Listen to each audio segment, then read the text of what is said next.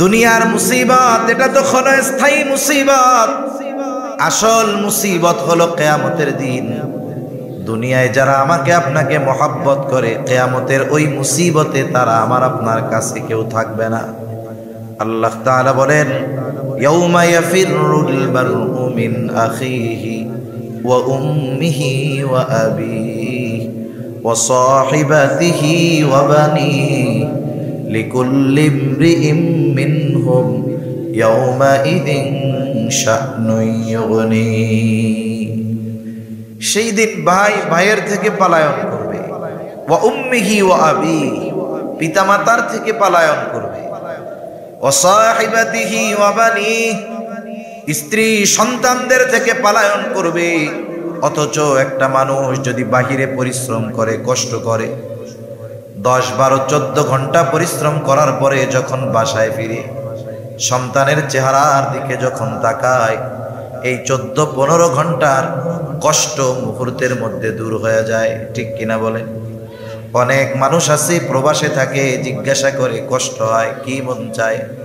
বলে সন্তানের চেহারাটা দেখতে পারলে কষ্টটা দূর হয়ে যাইতো। দুনিয়ার পিতামাতা কষ্ট দূর করার জন্য সন্তানের চেহারা দেখে, মা বাবার চেহারা দেখে, স্ত্রীর চেহারা দেখে, সন্তানের চেহারা দেখে। আর কিয়ামতের কঠিন মুসিবতের ওই কষ্টের সময় কেউ চাইবে না কষ্ট দূর করার জন্য তাদের সন্তানদের দেখার জন্য, বরং ওই দিন দেখা হওয়াটাকে তারা আরো কষ্টের কারণ মনে করবে। এই জন্য কি করবে? পালাইতে থাকবে, কেউ কাছে থাকবে না। তাহলে দুনিয়ার মুসিবত এটা সাধারণ মুসিবত, আসল মুসিবত হলো কিয়ামতের দিন। প্রকৃত কল্যাণকামী কে? আসলে কে আমাকে আপনাকে মহব্বত করে? বাস্তবতা হলো মুসিবতে যে আমার পাশে থাকবে। কিয়ামতের ওই মুসিবতে বাবাও থাকবে না, মাও থাকবে না, স্ত্রীও থাকবে না, সন্তানও থাকবে না। কিন্তু ওই কঠিন মুসিবতের দিন সবাই চিন্তিত থাকবে, কিন্তু আমার আপনার নবী আমাকে আপনাকে ভুলবে না। এই জায়গা থেকে 2টা আয়াত ও রাসূল আকরাম সাল্লাল্লাহু আলাইহি ওয়াসাল্লামের অগণিত হাদিস থেকে একটা হাদিস পাঠ করেছি। আল্লাহ তাআলার কাছে তৌফিক চাই, অল্প সময়ের মধ্যে কিছু কথা বলার তৌফিক আল্লাহ তাআলা আমাকে দান করেন, যেগুলো আমাদের সবার দুনিয়া এবং আখিরাতের জন্য কল্যাণকর হয়। সকলে বলি আমিন। সম্মানিত উপস্থিতি, রাসূলুল্লাহ সাল্লাল্লাহু আলাইহি ওয়াসাল্লাম আমাদের জন্য আল্লাহ তাআলার পক্ষ থেকে বিশেষ অনুগ্রহ, আমাদের জন্য বড় এক নিয়ামত যে আমরা মুহাম্মাদুর রাসূলুল্লাহ সাল্লাল্লাহু আলাইহি ওয়াসাল্লামের উম্মত হতে পারছি। এটা আল্লাহ তাআলার পক্ষ থেকে আমাদের প্রতি তার বিশাল বড় এক অনুগ্রহ। রাসূলুল্লাহ সাল্লাল্লাহু আলাইহি ওয়াসাল্লাম, তাকে ভালোবাসার সাথে আমাদের ঈমানের সম্পর্ক আছে। আর তার প্রতি মুমিনের ভালোবাসা কখনো কমে না, বরং তার আলোচনা মানুষ যত শোনে, তার ব্যাপারে যত জানে, তার প্রতি সময়ের সাথে সাথে ভালোবাসা, মহব্বত আরো বাড়তে থাকে। ঠিক কিনা বলেন? তিনি এমন একজন ব্যক্তি, দুনিয়ার মানুষ যদি কারো বিরুদ্ধে কোনো অপবাদ দেওয়াই হয়, অপবাদ মানে যেই দোষ সে করে নাই তাকে সেই দোষে অভিযুক্ত করা। একটা মানুষকে আমরা যত মহব্বত করি না কেন, সাধারণ মানুষ, তার ব্যাপারে যদি কোনো কেউ অপবাদ দেয় যে সে এই অপরাধটা করছে, তাহলে দেখা যাবে ওই ব্যক্তির মহব্বতের মানুষদের মধ্যে কমপক্ষে 2টা ভাগ হয়ে যাবে। কেউ কেউ বলবে না, অমুক এই কাজটা করতেই পারে না। আবার কেউ কেউ সংশয়, সন্দেহ পোষণ করবে, বলবে আরে মিয়া, কিছু না হইলে কি একেবারে এরকম বলে নাকি? কিছু রটে, কিছু বটে। তার মানে কিছু মানুষ হয়তো এই অপবাদ সত্য হতে পারে এটা মনে করবে। ঠিক কিনা বলেন?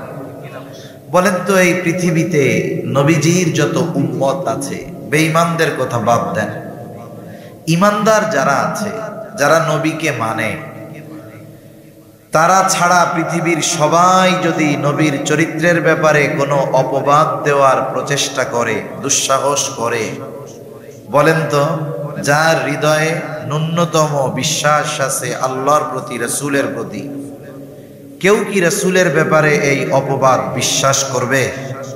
বিশ্বাস তো বহুদূর, সন্দেহ করবে? করবে না। বরং কি হবে?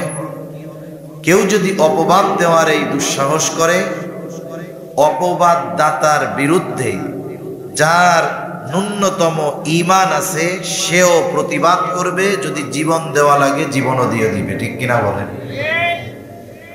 তাহলে রাসূলুল্লাহ সাল্লাল্লাহু আলাইহি ওয়াসাল্লামের সম্মান মর্যাদা এত বেশি যে সারা পৃথিবীর সবাই অপবাদ দেওয়ার অপচেষ্টা করলেও তার মান মর্যাদা কমবে না, বরং সময়ের সাথে সাথে তার সম্মান শুধু বাড়তে থাকবে। তার প্রতি ঈমানদারদের মহব্বত, ভালোবাসা বাড়তে থাকবে। রাসূলুল্লাহ সাল্লাল্লাহু আলাইহি ওয়াসাল্লামের প্রতি উম্মতের মহব্বত কেন বাড়বে না? কারণ তিনিও তো তার উম্মতকে সর্বোচ্চ ভালোবাসতেন। অনেক সময় আমরা ভাবতে পারি যে আমরাই শুধু ভালোবাসি, তা নয়। আমরা ভালোবাসার আগে রাসূলুল্লাহ সাল্লাল্লাহু আলাইহি ওয়াসাল্লাম আমাদেরকে যে ভালোবাসেন, এই ভালোবাসার উপমা, নিদর্শন, প্রমাণ আমাদের মধ্যে রেখে গেছেন। রাসূলুল্লাহ সাল্লাল্লাহু আলাইহি ওয়াসাল্লাম সব সময় তার উম্মতের ব্যাপারে ফিকির করতেন, চিন্তা করতেন। আমরা যদি দুনিয়ার কোনো বড় ব্যক্তির কাছে যাওয়ার সুযোগ পাই, প্রেসিডেন্টের কাছে যাওয়ার সুযোগ পাই, প্রধানমন্ত্রীর কাছে যাওয়ার সুযোগ পাই, বড় ব্যবসায়ীর কাছে যাওয়ার সুযোগ পাই, আমরা কি করব? আগে নিজের কথা বলবো আর নিজের পরিবার পরিজনের কথা বলবো। ঠিক কিনা? যে আমার এই প্রয়োজনগুলো মিটায়া দেন, আমার আত্মীয় স্বজনের এই ব্যবস্থাগুলো কইরা দেন। কিন্তু আল্লাহ তাআলা আমার আপনার নবীকে মেহমান বানায়া আরশে আজিমে নিয়ে গেছেন। ওইখানে গিয়ে নবী নিজের কথা বলেন নাই, ওইখানে গিয়ে নবী আল্লাহর কাছে উম্মতের কথাই বলছে। সুবহানাল্লাহ! কত গভীর ভালোবাসা উম্মতের প্রতি আমার আপনার নবীর। আব্দুল্লাহ ইবনে আমর ইবনুল আস রাদিয়াল্লাহু তাআলা আনহু তিনি বর্ণনা করেন, রাসূলুল্লাহ সাল্লাল্লাহু আলাইহি ওয়াসাল্লাম মসজিদে নববীর মধ্যে বসা, সাহাবায়ে কেরাম উপস্থিত। সাহাবায়ে কেরাম উপস্থিত, উনি হঠাৎ করে তিলাওয়াত করতেছেন। কি তিলাওয়াত করেন? যা আল্লাহ তাআলা ইব্রাহিম আলাইহিস সালামের ব্যাপারে কোরআনুল কারীমে নাজিল করছে। ইব্রাহিম আলাইহিস সালামের ব্যাপারে কি নাজিল করেছেন আল্লাহ তাআলা? ইব্রাহিম আলাইহিস সালাম তার গুনাহগার উম্মতের জন্য আল্লাহ তাআলার কাছে ক্ষমা প্রার্থনা করছেন, দোয়া করছেন। ওই দোয়াটা আল্লাহ তাআলা কোরআনুল কারীমের মধ্যে জানিয়ে দিয়েছেন। কি দোয়া করছে? আল্লাহ তাআলা বলেন, রব্বি ইন্নাহুন্না আদলালনা কাসীরাম মিনান নাস ফামান তাবিআনি ফাইন্নাহু মিন্নি ওয়া মান আসানি ফাইন্নাকা গফুরুর রহিম। ইব্রাহিম আলাইহিস সালাম তার উম্মতের ব্যাপারে আল্লাহ তাআলার কাছে বলতেছে, রব ইন্নাহুন্না আদলালনা কাসীরাম মিনান নাস, এই প্রতিমাগুলো, এই মূর্তিগুলো অধিকাংশ মানুষকে পথচ্যুত করে ফেলছে, পথভ্রষ্ট করে ফেলছে। ফামান তাবিআনি ফাইন্নাহু মিন্নি, তবে যারা আমার আনুগত্য করেছে, আমার কথা মেনেছে, ঈমান এনেছে, ফাইন্নাহু মিন্নি, যে আমার আনুগত্য করেছে সে তো আমার দলভুক্ত। ওয়া মান আসানি ফাইন্নাকা গফুরুর রহিম, আর যে আমার আনুগত্য করে নাই, আমার কথা মেনে মূর্তি পূজা ছাড়ে নাই, ঈমান আনে নাই, যদিও মূর্তি পূজা বাদ দেয় নাই, তথাপি কিন্তু তারা ইব্রাহিম আলাইহিস সালামেরই উম্মত। আমার আপনার নবীজির নবুয়তির পর থেকে নিয়ে কিয়ামত পর্যন্ত যত মানুষের আগমন হবে, হোক সে মুমিন হোক সে কাফের, সবাই কিন্তু নবীজির উম্মত। ইব্রাহিম আলাইহিস সালাম তার উম্মতের জন্য দোয়া করেন। প্রত্যেকটা নবী তার উম্মতকে মহব্বত করে ভালোবাসে। উম্মত ইমানদার হোক আর বেঈমান হোক, প্রত্যেকটা নবীর অন্তরের মধ্যে তার প্রত্যেকটা উম্মতের প্রতি ভালোবাসা আছে না নাই? আছে। সন্তান যেটা খারাপ, ভালোগুলার চাইতে খারাপটার জন্য মা বাবার পেরেশানি বেশি থাকে। দোয়া যখন করে আল্লাহর কাছে, ভালোগুলার চাইতে খারাপটার জন্য বেশি দোয়া করে। যখন কারো কাছে দোয়া চায়, ভালোটার চাইতে খারাপটার জন্য বেশি দোয়া চায়, ঠিক কিনা বলেন? তাইলে ভালোগুলার চাইতে খারাপটার জন্য দোয়া বেশি চায় কেন? বলে যদিও খারাপ কিন্তু সন্তান তো তার, ঠিক কিনা বলেন? একটু মেহরবানি করে সামনে চলে আসেন, একটু কষ্ট করে সামনের ফাঁকা জায়গাগুলো পূরণ করে একটু মিশে মিশে আইসা বসেন। যেহেতু জায়গা স্বল্প, বসতে কষ্ট হবে, আমরা একটু যদি কষ্ট করে আর এক ভাইকে বসার সুযোগ দেই তাহলে সুন্দর হবে। এটা আগে আগে চলে আসে। তাহলে মা বাবা মোহাব্বতের কারণে, ভালোবাসার কারণে সন্তান খারাপ হলেও তার জন্য দোয়া করে, তাকে ভুলা যায় না। সন্তানের প্রতি মা বাবার মোহাব্বত যত বেশি, তার চাইতে উম্মতের প্রতি নবীদের ভালোবাসা অগণিত গুণ বেশি। সন্তান খারাপ হওয়ার পরেও মা বাবা যেমন সন্তানের জন্য আল্লাহ তাআলার কাছে দোয়া করে, নবীগণ তাদের কথায় ঈমান না আনার পরেও উম্মতের মোহাব্বতের কারণে অবাধ্য উম্মতের জন্য আল্লাহ তাআলার কাছে দোয়া করে। ইব্রাহিম আলাইহিস সালাতু ওয়াস সালাম বলেন, ওয়ামান আসানি ফাইন্নাকা গফুরুর রহিম। আর যারা আমার আনুগত্য করে নাই, কেমন যেন ইব্রাহিম আলাইহিস সালাম বলে, রব আমার কথা না মানলেও তো ওরা আমার উম্মত। আপনি যদি চান আপনি আমার গুনাহগার উম্মত গুলাকেও ক্ষমা করে দিতে পারেন।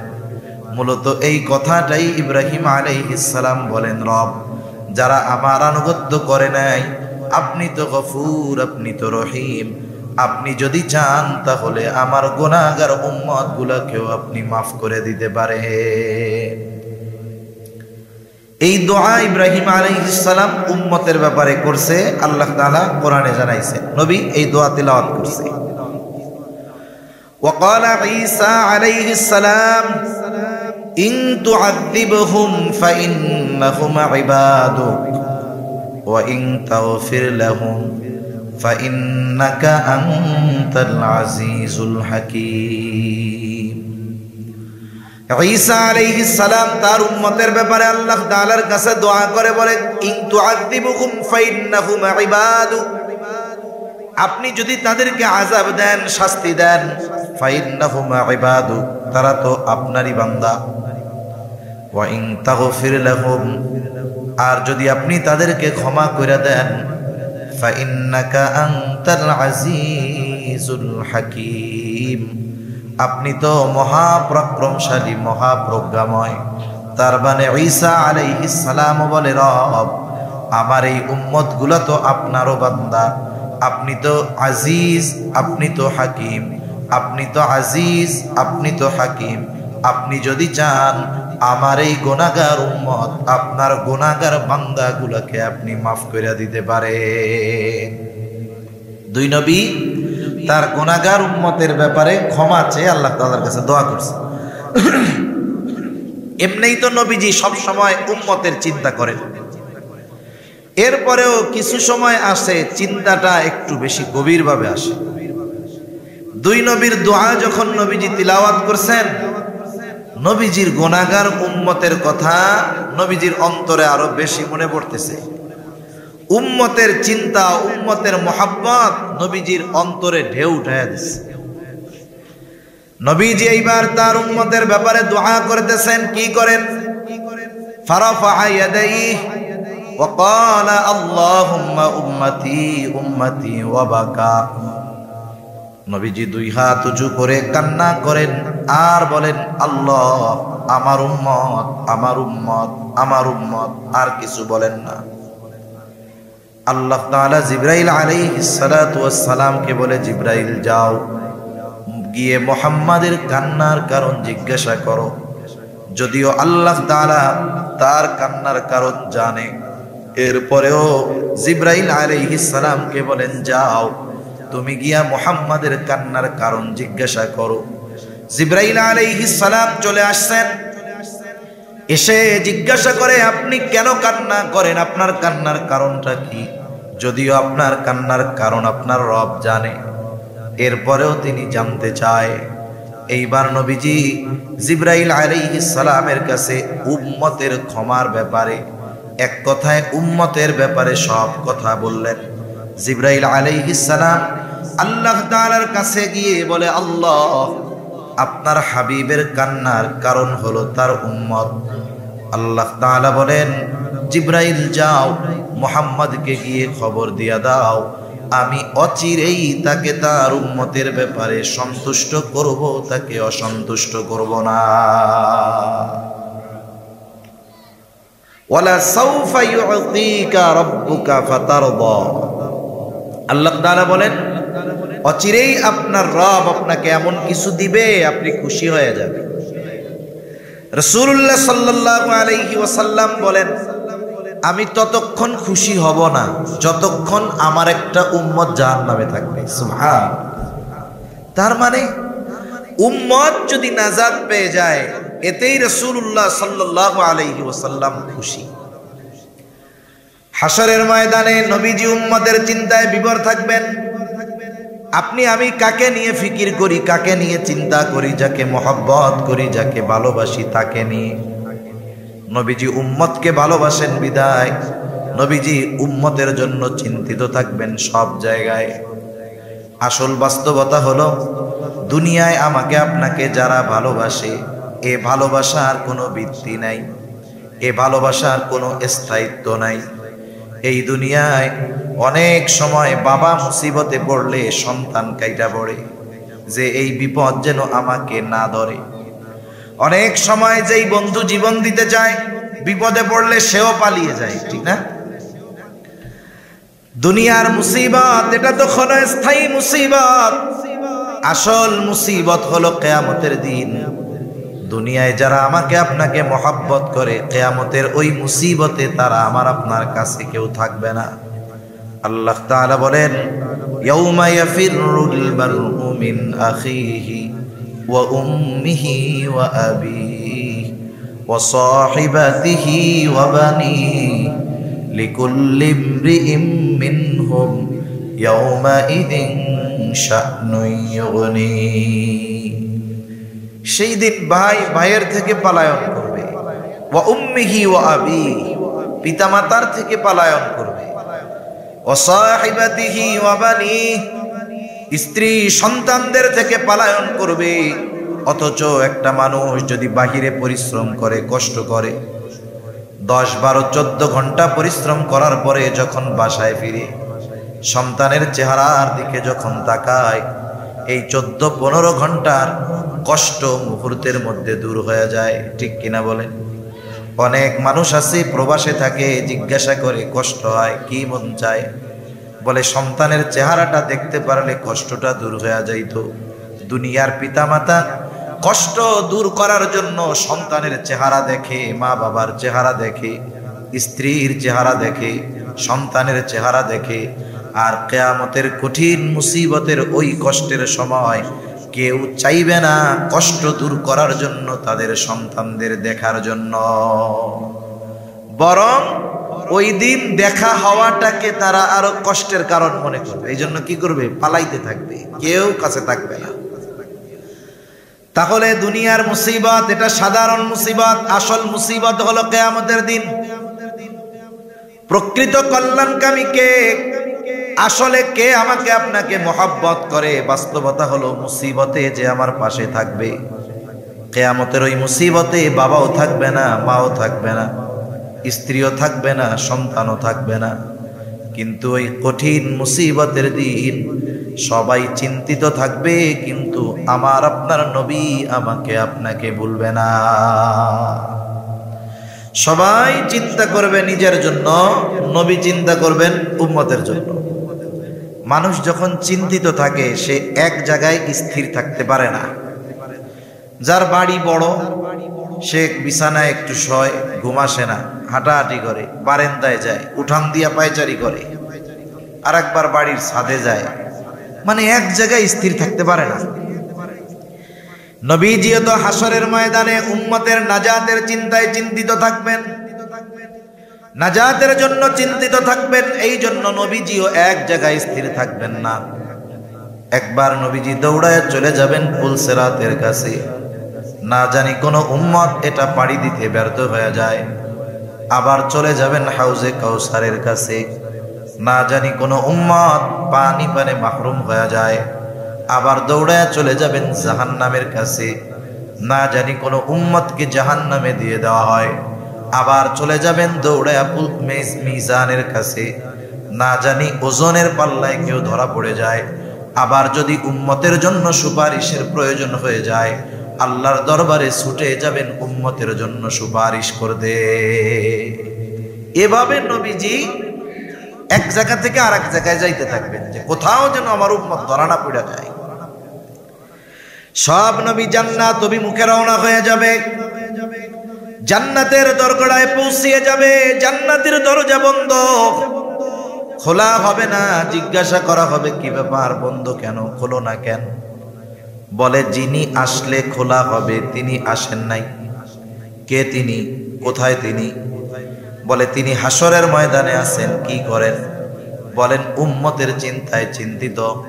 তিনি ততক্ষণ পর্যন্ত, আমার আপনার নবী ততক্ষণ পর্যন্ত জান্নাত অভিমুখে রওনা হবেন না, ততক্ষণ না যতক্ষণ না তার ওই উম্মত তার ব্যাপারে আল্লাহ তাআলার পক্ষ থেকে জান্নাতের নিশ্চয়তা যতক্ষণ তিনি না পাবেন, ততক্ষণ পর্যন্ত নবী নিজে জান্নাত অভিমুখে রওনা হবে না। তার যে উম্মতের যাররা পরিমাণ ঈমান আছে তার ব্যাপারেও জান্নাত নিশ্চিত করবেন, এরপরে নিজে জান্নাতে ঢুকবে। সুবহানাল্লাহ। অথচ ওই হাসরের ময়দানে আমাকে আপনাকে, দুনিয়াতে যাদেরকে আমরা প্রিয়জন মনে করি, এরা কেউ আমাদের চিনবে না। রাসূলুল্লাহ সাল্লাল্লাহু আলাইহি ওয়াসাল্লামের উম্মতের প্রতি এই মহব্বত, ভালোবাসা কত গভীর, কত বেশি। রাসূল সাল্লাল্লাহু আলাইহি ওয়াসাল্লাম একদিন সাহাবা কিরাম নবীজির সাথে, নবীজি পথ চলতেছেন, হঠাৎ করে তিনি বলেন, আমার ভাইদেরকে আমার দেখতে মন চায়। সকলে বলে, ইয়া রাসূলুল্লাহ, আমরা কি আপনার ভাই নই? নবীজি বলেন, না, তোমরা আমার সাথী। তাহলে আপনার ভাই কারা? নবীজি বলেন, আমার পরে আমাকে না দেখে যারা আমার উপরে ঈমান আনবে তারাই হলো আমার ভাই। যারা আমারে মাইনা চলবে এরাই হলো আমার ভাই। এর দ্বারা কি বোঝানো যায়? কিয়ামত পর্যন্ত যত মানুষ নবীর আদর্শ অনুসরণ করবে, এদের প্রতি নবীজি যে তার ভালোবাসা আছে, এই কথা আমাদেরকে জানায় দিয়ে গেছে। অনেক সময় অনেক মানুষের দ্বারা কষ্ট পাওয়ার কারণে তাদের প্রতি আমাদের মহব্বত, ভালোবাসা থাকে না। অনেক সময় যদি সন্তান বাবাকে কষ্ট দেয়, কত বাবা আছে মরার সময় ওসিয়ত করে, যেন আমি ওর মুখটা না দেখি, আমি মরলে যেন ও আমার জানাজায়ও না আসে। রাগ হইয়া অনেক বাবা এরকম অভিশাপ দেয় না? দেয়। কত আপনজন কষ্ট পাওয়ার কারণে আপনজনের মাধ্যমে তার সাথে সম্পর্কই রাখে না, বদদোয়াও করে। কিন্তু নবীজি উম্মতের দ্বারা কত আঘাত প্রাপ্ত হয়েছেন, কখনো উম্মতের জন্য বদদোয়া করেন নাই। নবীজি গেছেন তায়েফে, কাফেররা কি পরিমাণ আঘাত করেছে আমার আপনার নবীজির গায়ে। পাথরের আঘাতে নবীজির গায়ের মধ্যে ক্ষত হয়ে গেছে, রক্ত বেয়ে গা ভিজে গেছে, জামা ভিজে, রক্ত পা বেয়ে বেয়ে জুতার মধ্যে পড়ে, রক্ত শুকিয়ে জুতা পায়ের সাথে আটকে গেছে।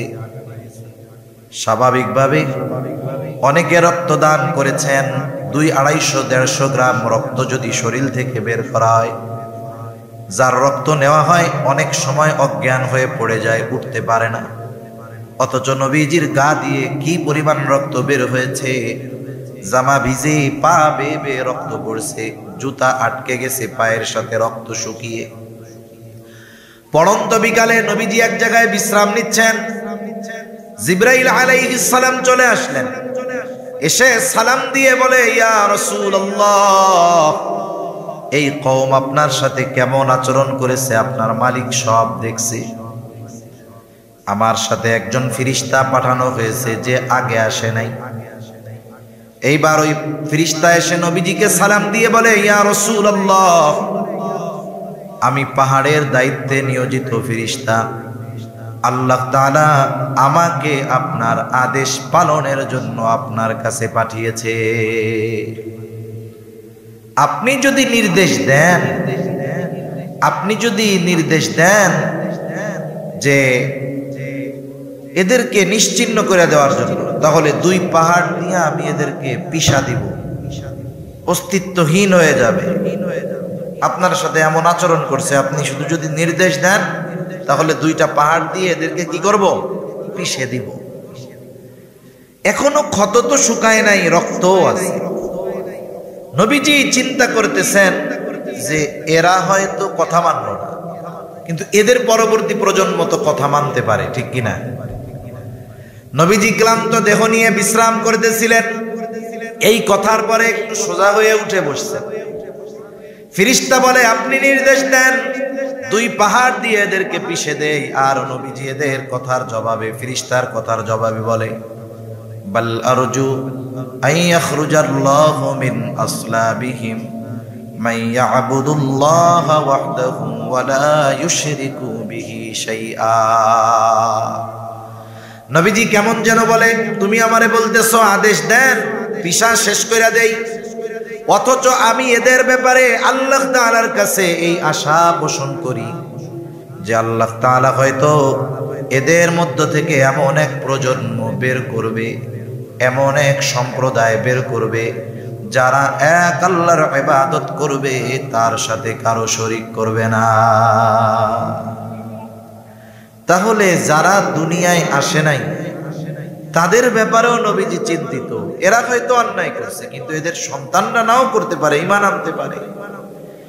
একটা মানুষের হৃদয়ে তার উম্মতের প্রতি কত ভালোবাসা মহব্বত থাকলে এই কথা বলতে পারে।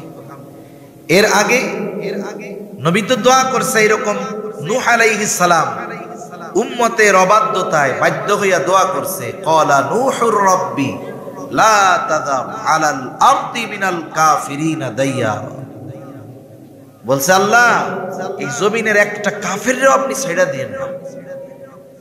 অথচ আমার আপনার নবী যাদের দ্বারা নির্যাতিত হইছেন তাদের ব্যাপারেও বদদোয়া করেন নাই। এর চাইতে মহব্বতের বহিঃপ্রকাশ আর কি হতে পারে? এখন একটা বিষয় হলো, নবীজি আমাদের কত মহব্বত করেন, ভালোবাসেন। দুনিয়ার মানুষের কথা বাদ দেন, নবীজির হাদিসগুলো এক পাশে রাখেন।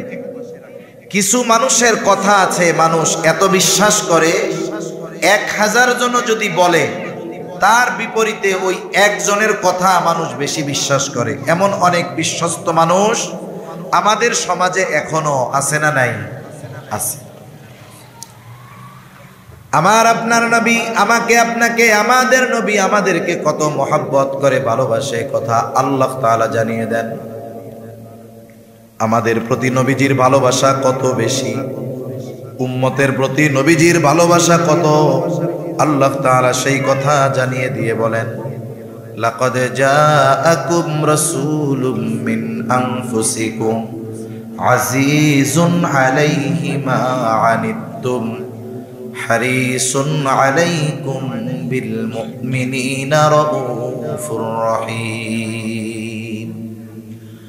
আল্লাহ তাআলা বলেন, লাকাদ জাআকুম রাসূলুম মিন আনফুসিকুম, তোমাদের মধ্য থেকে তোমাদের জন্য এমন একজন রাসূলের আগমন ঘটেছে। সেই রাসূল তোমাদের জন্য কেমন? আল্লাহ তাআলা 1 নম্বরে বলেন তিনি হলেন তার উম্মতের জন্য আজিজ আজিজুন আলাইহি মা আনিতুম, তার মানে তোমাদের জন্য যেটা কষ্টের সেটা তার জন্য কষ্টের। তার মানে উম্মত যেটাতে কষ্ট পায় নবীও সেটাতে কষ্ট পায়। সহজ কথায় সমব্যথী। সমব্যথী মানে উম্মতের ব্যথা নবীজি অনুভব করে, উম্মতের কষ্ট নবীজি অনুভব করে। এখন একজন আরেকজনের কষ্ট অনুভব করে কখন?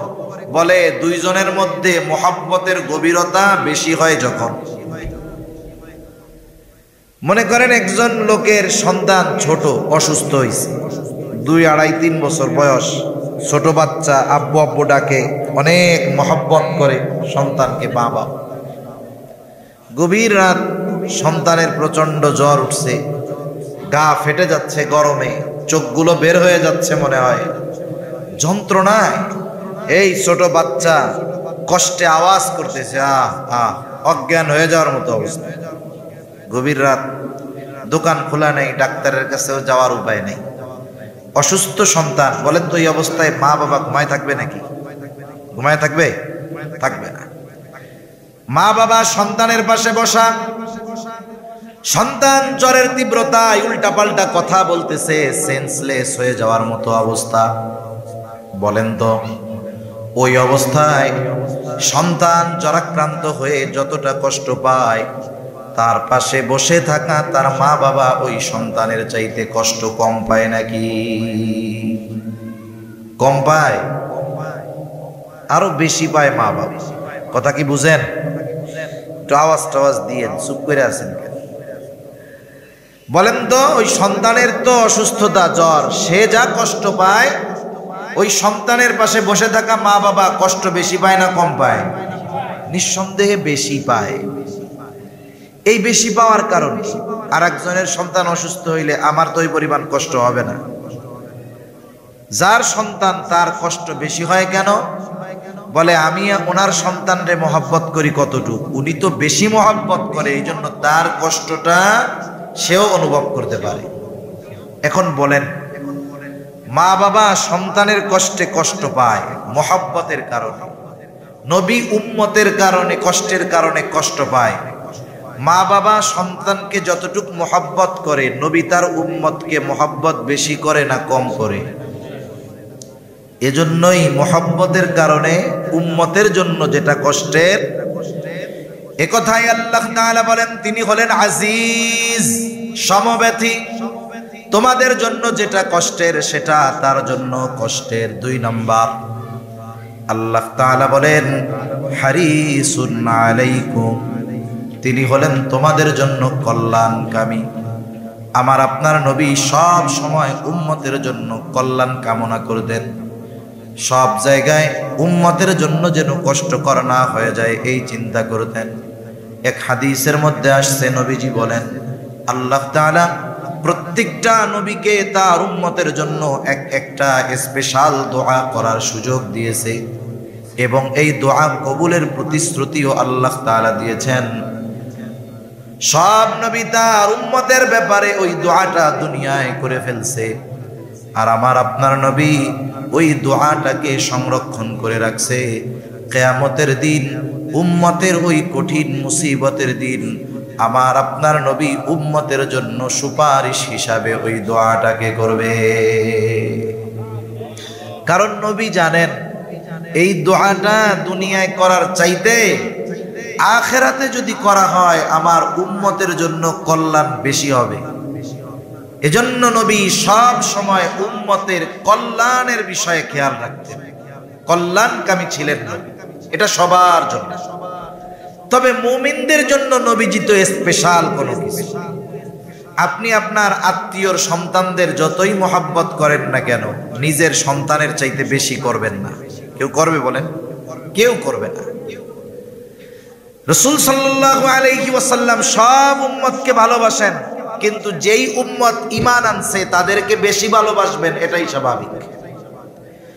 এই জন্য আল্লাহ তাআলা মুমিন উম্মতের প্রতি নবীজির স্পেশাল ভালোবাসার কথা বর্ণনা করতে গিয়ে আল্লাহ তাআলা বলেন বিল মুমিনিনা রাউফুর রহিম। মুমিন উম্মতের প্রতি নবীজির ভালোবাসা কেমন? আল্লাহ তাআলা বলেন, এই নবী তার মুমিন উম্মতদের জন্য হলো রউফুর রহিম। রউফ আল্লাহ তাআলার গুণবাচক একটি নাম, রহিম গুণবাচক নাম। দুনিয়ার কোন সৃষ্টি মাখলুক রউফুর রহিম হতে পারে না। কোন মানুষ রউফুর রহিম হইতে পারবে? কোন পীর সাহেব হইতে পারবে? কোন আলেম রউফুর রহিম হতে পারবে? নাউজুবিল্লাহ, শিরক হবে। কিন্তু উম্মতের জন্য নবীর ভালোবাসা কত বেশি! এই বেশি পরিমাণ ভালোবাসা আল্লাহ তাআলা উল্লেখ করতে গিয়ে নিজের সাথে যেই শব্দ ব্যবহার হয় ওই শব্দ নবীর সাথে ব্যবহার করছেন। সুবহানাল্লাহ। আল্লাহ তাআলা বলেন, এই নবী এমন নবী যে তার উম্মতের ব্যাপারে রউফুর রহিম, অতি সদয় পরম দয়ালু, অতি সদয় পরম দয়ালু। আল্লাহ তাআলা আমার আপনার নবীর তার মুমিন উম্মতের প্রতি মহব্বত ভালোবাসার কথা বলতে গিয়ে বলতেছেন, এই নবী হলো তার মুমিন উম্মতদের জন্য অতি সদয় পরম দয়ালু।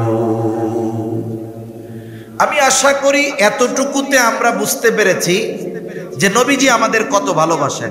আপনারা কি বুঝতে পারছেন নবী আমাদের কত ভালোবাসে? বুঝতে পারছেন? নবী এত ভালোবাসে, এই ভালোবাসার কথা প্রকাশ করতে গিয়ে আল্লাহ স্বাভাবিকভাবে এই কথা বলেন নাই যে এই নবী তার উম্মতকে ভালোবাসে। আল্লাহ যদি এতটুকুই বলেন, ভালোবাসা অনেক বড়, অনেক গভীর, এতেই বোঝা যায়। কিন্তু এই ভালোবাসার কত গভীরতা, কত মহৎ মহান এই ভালোবাসা উম্মতের জন্য নবীর, এটা বলতে গিয়ে নবীজির শানে আল্লাহ তাআলা নিজের গুণবাচক শব্দ রউফুর রহিম ব্যবহার করেছেন। এত ভালোবাসা যে এটার কুল কিনারা খুঁজে পাওয়া যাবে না, মহাসমুদ্রের তলদেশ খুঁজে পাওয়া যাবে, এভারেস্টের চূড়ায় বারবার পৌঁছানো যাবে, মহাকাশে চলে যাওয়া যাবে, কিন্তু উম্মতের প্রতি নবীজির ভালোবাসার গভীরতা পরিমাপ করা আমাদের সম্ভব নয়। এত ভালোবাসেন এই নবী। এখন যেই নবী আমাদের এত ভালোবাসেন, সেই নবীর ভালোবাসার প্রতিদান দেওয়ার দরকার আছে না নাই? আছে। নবী আমাদের এত ভালোবাসেন, সাথে সাথে নবীকেও আমাদের ভালোবাসা, এটা কিন্তু শুধুমাত্র আমলি বিষয় নয়, এটা ঈমানি বিষয়।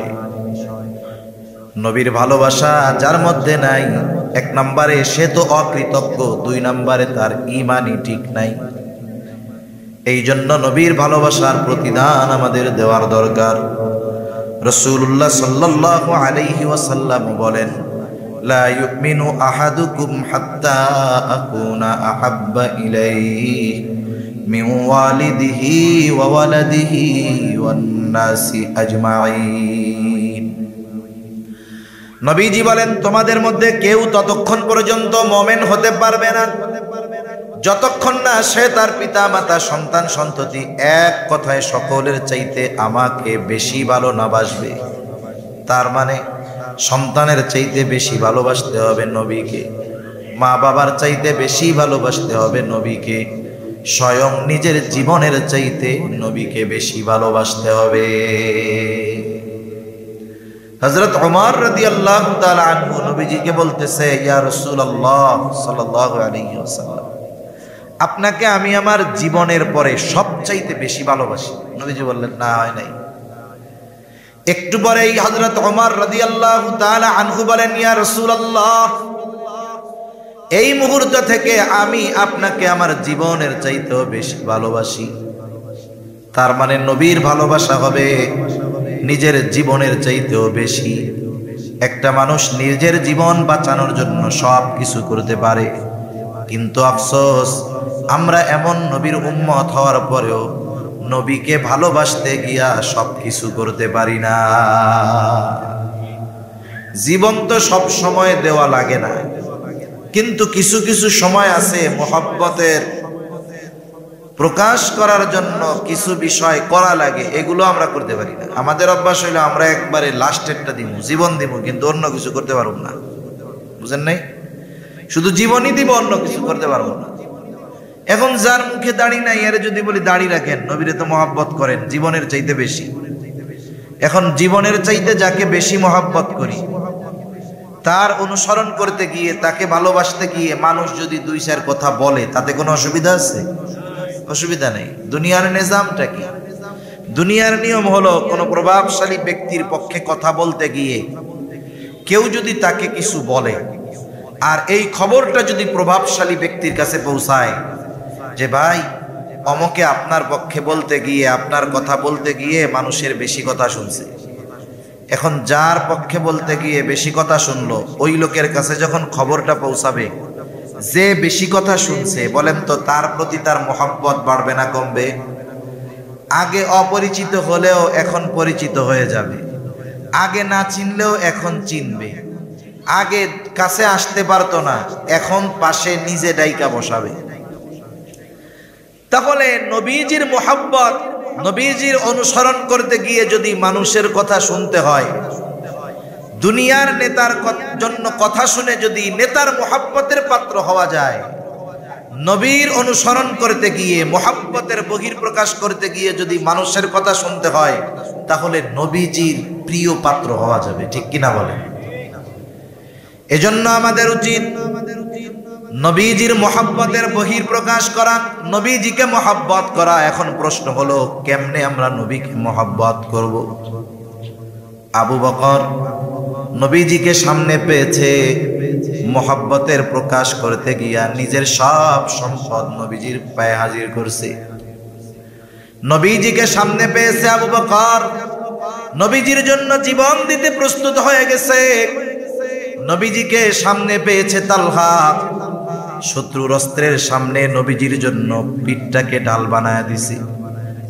আমরা তো নবীকে সামনে পাই নাই, নবীকে কেমনে মহব্বত করব? আমার আপনার নবীকে কেমনে মহব্বত করতে হবে? নবীকে মহব্বত করার পদ্ধতি দুনিয়ার কারো কাছ থেকে শেখা লাগবে না।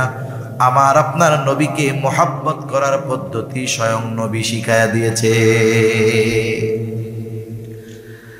আপনি আমি যাকে মহব্বত করব, তার শেখানো পদ্ধতি অনুসরণ করলে ওই মহব্বত ঠিক মতো করা হবে। যদি নিজের মন গড়া পদ্ধতিতে করতে যাই, তাহলে দেখা যাবে মহব্বতের ভিতরে আদবের খেলাফ হয়ে যাইতে পারে। ঠিক কিনা বলেন? এজন্য নিরাপদ পদ্ধতি গ্রহণ করাই ভালো, নিরাপদ রাস্তা অবলম্বন করা ভালো। যেহেতু নবীর থেকে তাকে মহব্বত করার পদ্ধতি নবীর থেকেই বলা আছে কেমনে করতে হবে। রাসূল আকরাম সাল্লাল্লাহু আলাইহি ওয়াসাল্লামকে মহব্বত করার পদ্ধতি আমার আপনার নবী নিজেই জানায়া দেন। নবীজি বলেন, মান আহাব্বা সুন্নতি ফাকাদ আহাব্বানি ওয়া মান আহাব্বানি কানা মাই ফিল জান্নাহ। নবীজি বলেন, যে আমার সুন্নতকে মহব্বত করলো, সে আমি নবীকে মহব্বত করলো। আর নবীকে যে মহব্বত করবে, নবী জানায়া দেন, সে আমার সাথে জান্নাতে অবস্থান করবে। এখন আপনারে এক দেশের টিকিট দেওয়া হয়েছে, যে এই যে হলো আপনার বিমানের টিকিট, এটা দিয়ে আপনি সৌদি আরব যাইতে পারবেন। এই টিকিট দিয়ে 10 দিন সৌদি আরবের মক্কার যেই ক্লক টাওয়ার, সেই হোটেলে আপনি থাকতে পারবেন। কত বড় অফার না? যতই অফার থাক, যদি আপনার ভিসা না থাকে যাওয়া যাবে? অফার ঠিক আছে, কিন্তু কি নাই? ভিসা নাই। অফারের ঘোষণা পাইয়া খুশি হইলেন, কিন্তু ভিসা নাই, যাওয়া যাবে না, ওইখানে পৌঁছানো যাবে না। তাহলে নবীর সাথে জান্নাতে থাকা যাবে সুন্নতকে মহব্বত করলে। এই অফার পাইয়া গেলাম, কিন্তু এখন জান্নাতে যদি না যাইতে পারি, তাইলে তো আর নবীর সাথে থাকতে পারবো না। এখন জান্নাতে যাওয়ার রাস্তা কি? নবী তাও বলে দেন। আমার আপনার নবী বলেন, কুল্লু উম্মতি ইয়াদখুলুনাল জান্নাতা ইল্লা মান আবা। নবীজি বলেন, আমার সব উম্মত জান্নাতে প্রবেশ করবে, আবা উম্মত ছাড়া। সাহাবায়ে কেরাম প্রশ্ন করে, ইয়া রাসূলুল্লাহ, আবা উম্মত কারা? নবীজি বলেন, মান আতাআনি দাখালাল জান্নাহ ওয়া মান আসানি ফাকাদ আবা। নবীজি বলেন, যারা আমার আনুগত্য করবে তারা জান্নাতে প্রবেশ করবে, যারা আমার আনুগত্য করবে না তারা আবা উম্মত, তারা জান্নাতে প্রবেশ করতে পারবে না। তাহলে যদি দুই হাদিসকে আমরা একত্রিত করি, অর্থটা কি? বলে নবীকে মোহাব্বত করার পদ্ধতি হইল নবীর সুন্নতকে মোহাব্বতের সাথে অনুসরণ করা। সুন্নতকে মোহাব্বত করতে হবে, অনুসরণ করতে হবে। এই যে লাইট জ্বলতেছে, কত আলো, এখন একটা লাইট দুইটা তার দেওয়া আছে, একটার মধ্যে আছে কারেন্ট আর একটার মধ্যে কারেন্ট নাই। এখন বলেন তো, যদি কেউ চিন্তা করে যেই লাইনটায় কারেন্ট নাই ওইটা বাদ দিয়ে একেবারে পাওয়ার হাউস থেকে সর্বোচ্চ ভোল্টেজের লাইন এক পাশে লাইটের লাগায়া দিব, যত ভোল্টেজের লাইন লাগানো হোক, যদি আর্থিং লাইন না দেওয়া হয় বিদ্যুৎ কি জ্বলবে? লাইট জ্বলবে? জ্বলবে না। দুই তার লাগবে এই লাইট জ্বালাইতে, দুইটা কানেকশন লাগবে। অনুরূপ ভাবে নবীর মোহাব্বতের বহির প্রকাশ যদি করতে হয় তাহলে সুন্নাতকে মোহাব্বত করতে হবে, অনুসরণ করতে হবে। অনুসরণ এবং মোহাব্বতের মাধ্যমে শুধু নবীকে ভালোবাসা হয় না, নবীকে যে এই দুইটা অনুসরণ করে ভালোবাসার প্রমাণ দিতে পারে সে তখন আল্লাহর মোহাব্বতের পাত্র হয়ে যায়।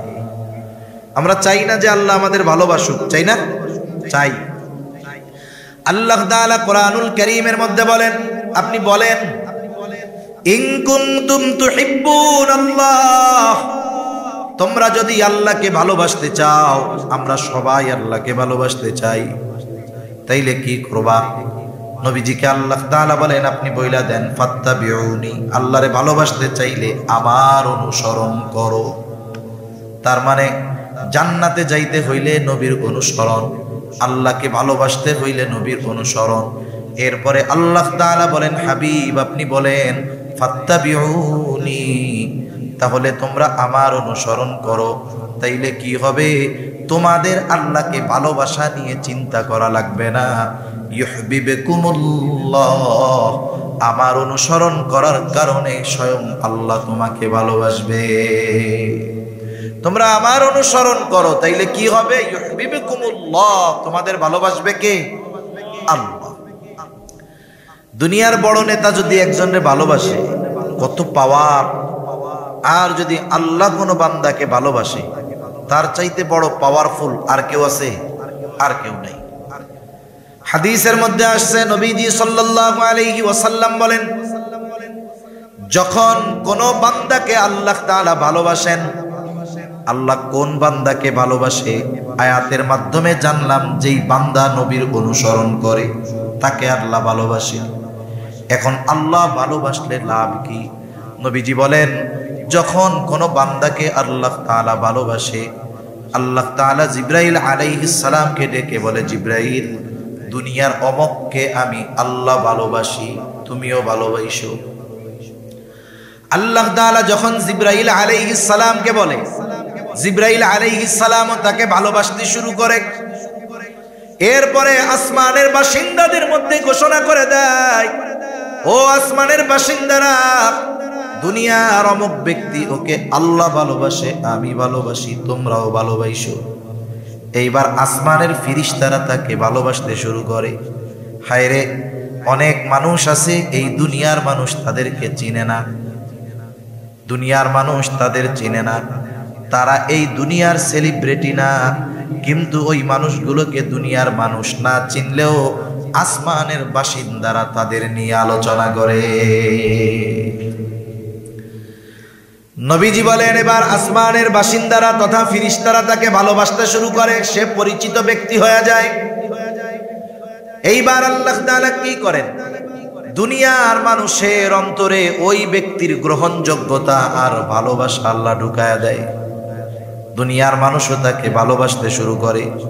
শুধু তাই না, অনেক মানুষকে আমরা ভালোবাসি কিন্তু তার গ্রহণযোগ্যতা আমাদের মধ্যে নাই, কিন্তু আল্লাহ তাআলা তাকে মানুষের মধ্যে গ্রহণযোগ্যতাও দিয়ে দেয়, মানুষের অন্তরেও তার ভালোবাসা সৃষ্টি করে দেয়।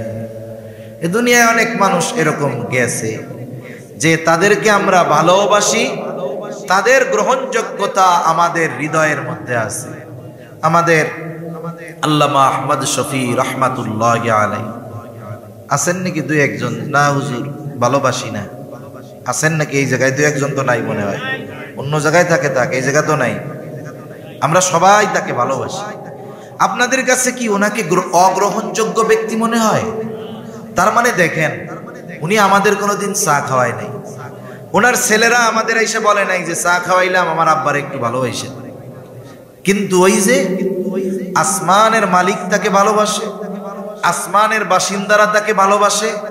এই জন্য দুনিয়ার মানুষ যারা, তাদের অন্তরেও তার গ্রহণযোগ্যতা আর মোহাব্বত আল্লাহ ঢুকাইয়া দিছে। সুবহানাল্লাহ বলে। তাহলে যে কথার থেকে গেলাম, নবীর অনুসরণের মাধ্যমে আল্লাহর ভালোবাসা পাওয়া যায়, নবীর অনুসরণের মাধ্যমেই জান্নাতে যাওয়া যায়। এই কথাই নবীজি জানায়া দেন, মান আতাআনি দাখালাল জান্নাহ ওয়া মান আসানি ফাকাদ আবা। নবীজি বলেন, যে আমার আনুগত্য করবে জান্নাতে প্রবেশ করবে, আনুগত্য যে করবে না আবা উম্মত সে জাহান্নামে যাবে। সর্বোপরি কথা হলো, নবীজির সুন্নতকে মহব্বতের সাথে অনুসরণ করলে নবীকে ভালোবাসা হয়, সাথে সাথে নবীর সাথে জান্নাতে থাকা যায়। এইটার চাইতে বড় নিয়ামত আর সাহাবায়ে কেরাম অন্য কিছুরে মনে করতেন না। হযরত আনাস রাদিয়াল্লাহু তাআলা আনহু থেকে বর্ণিত, গ্রাম্য এক সাহাবী আসছে, গ্রাম্য এক ব্যক্তি আসছে নবীজির কাছে। গ্রামের মানুষ তো সহজ সরল, সে কে বড় মানুষ ওই সব তো বুঝে না। সহজ সরল মানুষ আইসা যা মন চায় তাই কইয়া দেয়। তা এইরকম গ্রামের কোন মানুষ আসলে সাহাবায়ে কেরাম অনেক সময় খুশি হইতেন, কারণ তারা নবীর কাছে থাকতেন। নবীর প্রতি তাদের তাজিম মোহাব্বতের কারণে অনেক কিছু জানতে মন চাইলেও জিজ্ঞাসা করতে ইতস্তবোধ করতেন। কিন্তু দেখা যাইতো গ্রামের থেকে এক লোক আইসা দুলা ঝাড়তেছে আর কইতেছে, ইয়া রাসূলুল্লাহ এটা কেমনে হইব। তার মানে এইরকম লোক আসলে অনেক সময় তারা খুশি হইত। এরকম নবীজি একজনের সাথে কথা বলতেছে। আদব হইল কি, যখন আপনি কারোর সাথে কথা বলবেন, কথা শেষ হওয়ার পরে আপনাকে আমার কিছু জিজ্ঞাসা করতে হবে বা বলতে হবে। এখন গ্রামের মানুষ তো এটা তো বুঝে না, সহজ সরল মানুষ। নবীজি কথা বলতেছে আর সে নবীজির কে আইসা জিজ্ঞাসা করে, ইয়া রাসূলুল্লাহি মাতাস সাআ, হে আল্লাহর রাসূল কিয়ামত কখন হবে। বলার ভাবটা এইরকম, কথার বাচন ভঙ্গি এরকম যে সে কিয়ামতের জন্য রেডি, কিন্তু কিয়ামত আসতেছে না। বুঝেন নাই? আপনি হাটহাজারী গেছেন বা চিটাগাং শহরে জিসির মোড় গেছেন, এমনিই গেছেন, ঢাকা যাবেন, টিকিট কাটেন নাই, যা জিজ্ঞাসা করতেছেন গাড়ি কখন আসবে বা গাড়ি কখন আছে। এখন সে আপনারে বলল রাত 11টায়। এখন আপনি বললেন একটা টিকিট দেন তো, 11টার টিকিট কাটলেন। এখন 11টা পার হয়ে 11:30। এইবার আবার যে তাকে জিজ্ঞাসা করতেছেন গাড়ি কখন আসবে, বলেন তো টিকিট কাটার আগে গাড়ি কখন আসবে আর টিকিট কাটার পরে গাড়ি কখন আসবে। যদিও প্রশ্ন এক, উদ্দেশ্য কি এক নাকি? বাচনভঙ্গিও এক থাকবে না। প্রথমবার আপনি সংবাদ জানতে চাইছেন যে গাড়িটা আসবে কখন, সংবাদটা দাও। আর টিকিট কাটার পরে নির্ধারিত সময় পার হয়ে যাওয়ার পরে গাড়ি আসবে কখন জিজ্ঞাসা করার মধ্যে কথা নিহিত আছে কি, যাই মিয়া 11টায় গাড়ি আসার কথা এখনো আসে না কেন? ঠিক কিনা বলেন? এখন ওই ব্যক্তির বলার ভাব হলো এরকম যে কিয়ামতের লেগে রেডি হইয়া আছি, কিয়ামত আয় না কেন। বলার ভাব এরকম যে কিয়ামত কখন আসবে। নবীজি ওই ব্যক্তির সাথে কথা শেষ করে বলতেছেন, কোথায় ওই ব্যক্তি যে আমারে জিজ্ঞাসা করলো কিয়ামত কখন হবে। গ্রাম্য ব্যক্তি বলে, ইয়া রাসূলুল্লাহ আমি জিজ্ঞাসা করেছি। নবীজি এইবার তাকে পাল্টা প্রশ্ন করতেছেন, মা আ'দাত লাহা, তুমি কিয়ামতের জন্য কি পাথেয় সংগ্রহ করেছো। লোকটা সহজ সরল জবাব, আমি আল্লাহ এবং তার রাসূলকে ভালোবাসি। এই জবাবের মধ্যে কোনো লৌকিকতা নাই, কৃত্রিমতা নাই। নবীজি তাকে বললেন, আল মারউ মা'a মান আহাব্বা। লোকটা এই জবাব শুনে বাড়ির দিকে হাঁটা শুরু করে দিল। একটু দেখেন প্রশ্ন ছিল কি, জবাব শেষ হইল কি। শুরু হইছে কিয়ামত কখন হবে, আর শেষ কথা হইল যে যাকে মোহাব্বত করে তার সাথে অবস্থান করবে। লোকটা বাড়ির দিকে হাঁটা দিছে। হযরত আনাস রাদিয়াল্লাহু তাআলা আনহু বলেন, নবীর মুখে শুনলাম আল মারউ মা'a মান আহাব্বা, যে যাকে মোহাব্বত করে তার সাথে অবস্থান করবে। হযরত আনাস রাদিয়াল্লাহু তাআলা আনহু বলেন, ইসলাম গ্রহণের পরে এই কথা শুনে আমরা যতটা খুশি হয়েছি, আর কোন কথার দ্বারা এর চাইতে বেশি খুশি হই না। তার মানে তারা চিন্তা করতেছে, দুনিয়ায় তো নবীর পাশে আছে, জান্নাতে গিয়ে কি নবীর পাশে পাওয়া যাবে, নবীর সাথে কি থাকা যাবে? এই চিন্তা তাদের মধ্যে ছিল, কিন্তু প্রশ্ন করতে সাহস করেনি। গ্রামের মানুষ আইসা জিজ্ঞাসা করছে, নবীজি তার প্রশ্নের উদ্দেশ্য অনুধাবন করতে পারছেন, আর ওই জবাবের মাধ্যমে সাহাবায়ে কেরাম তাদের অন্তরের প্রশ্নের জবাব পেয়ে গেছে। চিন্তা করছে, জবাব তো পেয়ে গেছি, কারণ তারা তো নিশ্চিত যে আমি আমার জীবনের চাইতেও বেশি ভালো নবীকে বাসি, ঠিক কিনা বলেন? সেজন্য সাহাবায়ে কেরাম নবীর সাথে জান্নাতে অবস্থান করাটাকে কত বড় নেয়ামত মনে করতেন। আমাদেরও নবীর সাথে জান্নাতে অবস্থান করার সুযোগ আছে। কিসের মাধ্যমে? বলে নবীর সুন্নতকে মুহাব্বত এবং অনুসরণ করার মাধ্যমে। রাসূলুল্লাহ সাল্লাল্লাহু আলাইহি ওয়াসাল্লামের সুন্নাতের আলোকে যদি আমরা জীবন সাজাতে পারি, এক আদর্শবান জীবন আমাদের হবে। নবীজির আদর্শের আলোকে যদি জীবন সাজাতে পারি, আমাদের দুনিয়া আখিরাত উজ্জ্বল হয়ে যাবে। এজন্য নবীজির আদর্শ হলো সার্বজনীন আদর্শ। আল্লাহ তাআলা সেজন্য কোরআনুল কারীমের মধ্যে কথা বলেন, লাকাদ কানা লাকুম ফি রাসূলিল্লাহি উসওয়াতুন হাসানাহ, তোমাদের জন্য রাসূলের জীবন আদর্শের মধ্যেই উত্তম আদর্শ রয়েছে। এই কথাটা সবাই জানে, অমুসলিমরাও জানে, মুসলিমরাও জানে। শুধু তাই না, বিভিন্ন দিবসকে কেন্দ্র করে অনেক সময় অমুসলিম দেশের রাষ্ট্রপ্রধানরাও বিবৃতি দেয় না? কি বলে? অশান্ত পৃথিবীতে শান্তি আনার জন্য মুহাম্মদ সাল্লাল্লাহু আলাইহি ওয়াসাল্লামের আদর্শ অনুসরণ ছাড়া কোনো উপায় নাই। এই বক্তব্য বা বিবৃতি দিল মনে করেন বাইডেন অথবা মোদি, কত সুন্দর বিবৃতি দিছে। এখন অশান্ত পৃথিবীতে শান্তি আনার জন্য তারা কি নবীর আদর্শ গ্রহণ করবে? কিন্তু জানে যে এই আদর্শ অনুসরণ করলে শান্তি চলে আসবে। আমরাও জানি, কিন্তু সবাই মানি না। কিন্তু মানে কারা? কাদের জন্য বাস্তবে নবীজির জীবনের মধ্যে উত্তম আদর্শ আছে, কারা অনুসরণ করে? আল্লাহ তাআলা বলেন, লিমান কানা ইয়ারজুল্লাহা ওয়াল ইয়াউমাল আখিরা ওয়া যাকারাল্লাহা কাসীরা, যারা আল্লাহর ব্যাপারে, আখিরাতের ব্যাপারে আশাবাদী। তার মানে আল্লাহর প্রতি যথাযথ ঈমান যাদের আছে, আখিরাতের ব্যাপারে বিশ্বাস যাদের সুদৃঢ়, আর যারা বেশি বেশি আল্লাহ তাআলাকে স্মরণ করে, এই মানুষগুলোই তারা রাসূলের জীবন আদর্শকে বাস্তব জীবনে পরিণত করে নিজেদের দুনিয়া আখিরাতকেও সুন্দর করে তোলে। এজন্য আমি আপনি যদি পরিবর্তন না হই, আমার আপনার আখলাকের মধ্যে যদি পরিবর্তন না আসে, তাহলে সমস্যা অনেক। একে তো ঈমানি সমস্যা, দ্বিতীয় যদি আদর্শ নবীজিরটাকে ধারণ না করতে পারি, তাহলে দেখা যাবে যে এমন এক বিষয় হবে। আমরা অনেক সময় এখন বলা বলি করি যে নতুন দেশ নতুন করে আমরা সাজাবো। আমরা চাই ন্যায়পরায়ণতা, ইনসাফ ভিত্তিক সমাজ ব্যবস্থা হবে। এখন উত্তম আদর্শ যদি আমাদের মধ্যে না আসে, আমরা যদি রাসূলের আদর্শ সুন্নাতকে গ্রহণ না করি, বাস্তব জীবনে আমল না করি, তাহলে কি হবে? শাসকের চেহারার পরিবর্তন হবে, কিন্তু চরিত্রের পরিবর্তন হবে না। এজন্য উত্তম চরিত্র বিনির্মাণে, উত্তম দেশ বিনির্মাণে, উত্তম জাতি বিনির্মাণে রাসূল আকরাম সাল্লাল্লাহু আলাইহি ওয়াসাল্লামের সুন্নাত আদর্শ এটা অবশ্যই লাগবে।